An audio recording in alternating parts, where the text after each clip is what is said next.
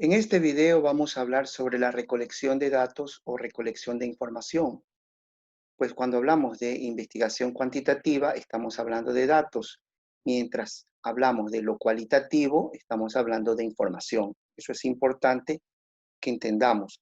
Repito, cuando hablamos de datos, nos referimos a investigación cuantitativa. Cuando hablamos de información, nos referimos a investigación cualitativa. Sigamos la parte cuantitativa.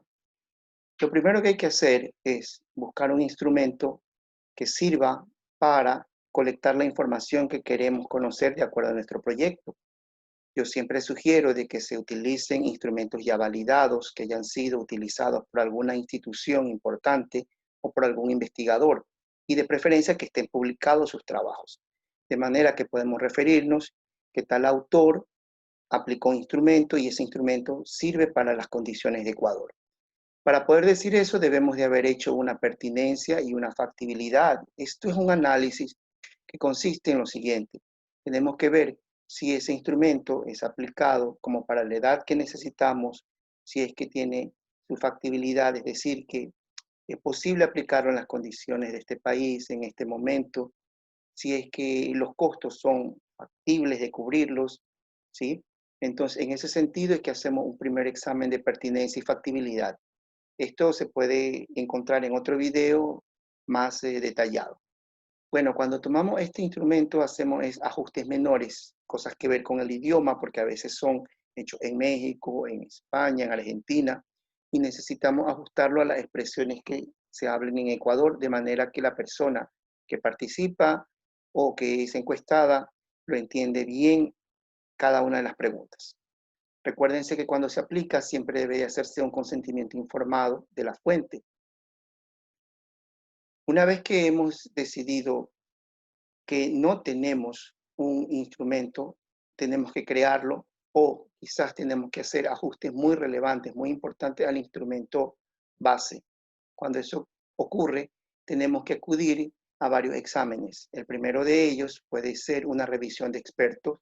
Son generalmente profesionales externos que deben de actuar en un número impar para poder definir, que no queden empate los criterios, sino que podamos diferenciarlos. Para el caso de los instrumentos cuantitativos existen unos exámenes como la validez o validity. Aquí les dejo un link donde pueden ver una explicación más detallada y podríamos más adelante conversar sobre esto. La confiabilidad o reliability, hay un método que se llama CAPA. Aquí les dejo un video y desde el programa SPSS se puede aplicar el alfa de Cronbach. También entiendo que se lo puede hacer desde el Excel, pero estos son exámenes que se aplican a los instrumentos para conocer básicamente si es que estos exámenes preguntan lo que queremos preguntar. Caso contrario, tendríamos que seguir buscando el instrumento. ¿Qué pasa en la parte cualitativa? Asimismo, se recomienda que se utilicen instrumentos ya validados o que ya han sido comprobados en otros estudios. Asimismo, aplicamos la pertinencia y la factibilidad, ajustes del idioma y necesitamos el consentimiento informado. Hasta allí son similares. Luego, si no encontramos un instrumento apropiado, tendremos que elaborarlo y asimismo también podríamos tener uno, pero que necesitamos hacerle ajustes importantes. También aplicamos el mismo examen de revisión de expertos, asimismo un número impar. En este caso, los expertos deberán de tener relación con la temática, deberán tener una experiencia importante al respecto del tema y deberán siempre ser en un número impar para que puedan darnos una orientación sin ningún sesgo. Ahora vamos a aplicarlo. En ambos instrumentos se deberá de tomar en cuenta cada uno de los pasos. Hay la técnica de la encuesta, en el caso de la investigación cuantitativa. Hay la encuesta, el cuestionario tipo Likert, listas de cotejo, muchos más, ¿sí? Que se siguen unos protocolos que son importantes tenerlos en cuenta. Y en la parte cualitativa tenemos la entrevista, el grupo focal, la historia de vida, los testimonios. Ahora, en ambos casos, tanto cuantitativo como cualitativo, podemos encontrar la observación. Solamente que en lo cuantitativo, generalmente se hace la observación de un registro de frecuencias. Por ejemplo, si aplicamos una observación en el tráfico de vehículos que ingresan a la universidad y hacemos una frecuencia de cuáles son las horas que observamos que hay mayor índice, o si vemos qué tipo de vehículos son los que más se utilizan, entonces siempre estamos hablando de un número. Sin embargo, la fuente es la observación que se realiza y esto se hace a través de una ficha de observación. Mientras que la observación en lo cualitativo es más bien un registro narrativo. Podemos observar un fenómeno, podríamos inclusive observar el mismo asunto de que la circulación de vehículos, pero podemos discutir en el sentido de cuáles son los impactos en ruido, en cuanto a smog, cuáles son las tendencias que existen, pero desde un análisis narrativo. Vamos a describir lo que sucede, pero desde factores que son de tipo cualitativo, es decir, subjetividades, posibilidades, que son manejadas desde lo narrativo. Entonces, luego que tenemos los datos colectados, necesitamos ir hacia acciones necesarias. En ambos casos se sigue un proceso específico. Aquí ya comenzamos a separar. Entonces, cuando son datos cuantitativos, trabajamos en una tabla y necesitamos validar esos datos.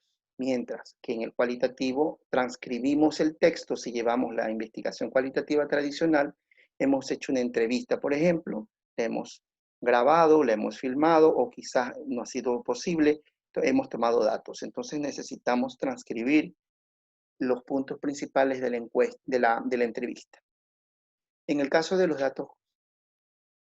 datos cuantitativos, si tenemos un problema, por ejemplo, que nos damos cuenta cuando estamos tabulando, que nos hacen falta datos, es decir, que alguien ha hecho una encuesta y de las 15 preguntas solo ha respondido 5, suele suceder, entonces necesitamos en ese caso ir a la fuente de datos o ir a la fuente de la muestra, así lo decimos en lo cuantitativo, ¿no?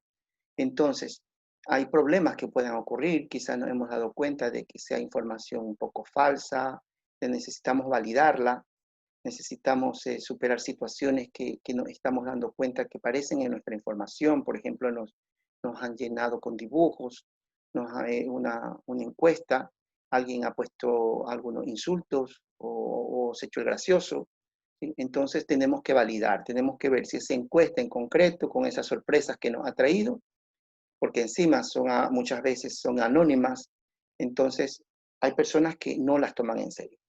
En ese caso, las soluciones pueden ser varias. La primera solución es eliminar esa encuesta. ¿Cuándo lo eliminamos? Si es que tenemos más de 30 encuestas. Yo no dudaría, si tengo 30 encuestas, si tengo la 31 y la 32 que tienen errores, yo la eliminaría, ¿sí?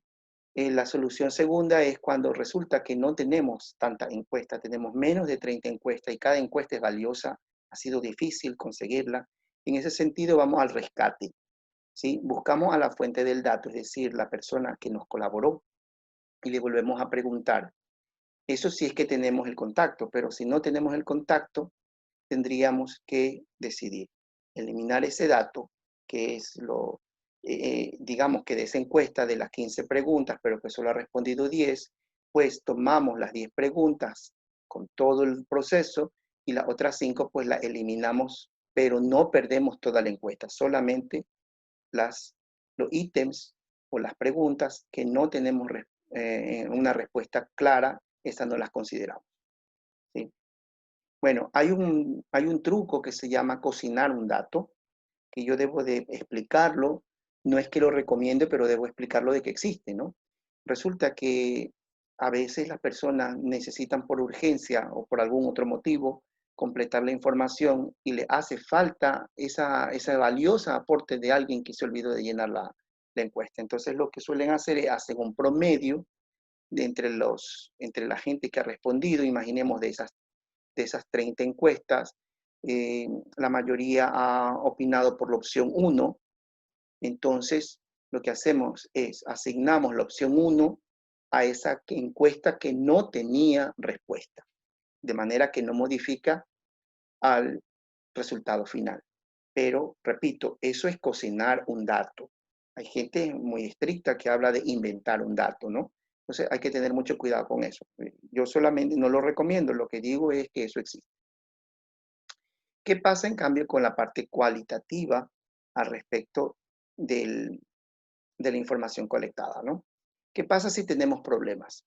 Pues resulta que en lo cualitativo, una vez que hemos transcrito, la persona que hemos entrevistado debe recibir ese texto, debe revisarlo y debe indicarnos si es que está de acuerdo con lo que hemos resumido, y eso debe hacerse dentro de 10 días. La mayoría de las personas no dedican el tiempo, no lo hacen, pero por eso decimos 10 días, porque pasando ese plazo ya damos por aceptada el aporte. Sin embargo, ¿qué pasa si es que la persona entrevistada presenta objeciones? Pues la misma proceso, ¿no? Y generalmente yo recomiendo que se hagan unas 4 o 5 entrevistas, de manera que si llega a ocurrir esto, podemos eliminar alguna de ellas. Yo recomendaría eliminarlas si es que tenemos más de 4 entrevistas, nos quedaríamos con las 3 válidas y hacemos los demás procesos. Pero ¿qué pasa si es que una entrevista muy, muy importante, pero la persona se niega? Entonces vamos al rescate de esa información, contactamos al informante, conocemos cuáles son las razones del por qué objeciones hay, le proponemos que eliminemos quizá esa parte que no está de acuerdo o corregimos, ¿sí? Y luego buscamos también como solución que se mantenga el anonimato de la persona que nos aconsejó la entrevista. Entonces, el objetivo aquí es llegar a un acuerdo con el informante, porque acá no le vamos a llamar la fuente de datos, sino el informante, para que podamos avanzar sin perder ese trabajo. Recuerden que existen otros formatos de información, o sea, ahora sabemos que hay videos que yo filmé, eso los puedo utilizar y en vez de estar transcribiendo, lo que puedo usar es el timing del video y decir, considero desde el minuto número 15 hasta el minuto número 20 en respuesta a una pregunta. Así podemos usar también noticieros porque son fuentes públicas, las webs del gobierno, videos del ministerio, inclusive los comerciales de televisión. Imaginemos la Coca-Cola ha presentado un comercial que nos interesa, o cualquier otra empresa, ¿sí? Y entonces es muy difícil contactar a esas personas, como que ni sabemos dónde están los gerentes máximos de la Coca-Cola, de McDonald's, etcétera, ¿no? Entonces lo que hacemos es que aplicamos siempre diciendo la fuente, ¿no? A quién pertenece. Pero si ya se trata de películas, de videos musicales, de producciones de la industria, tenemos que pedir las autorizaciones a los productores, revisar las leyes, solicitar las autorizaciones si es que es necesario hacer los pagos. Por ejemplo, un video de Messi, ¿es accesible o no es accesible este señor a nuestras circunstancias? Es posible que nos sorprendamos, es posible que sí, ¿sí? Entonces hay que intentarlo.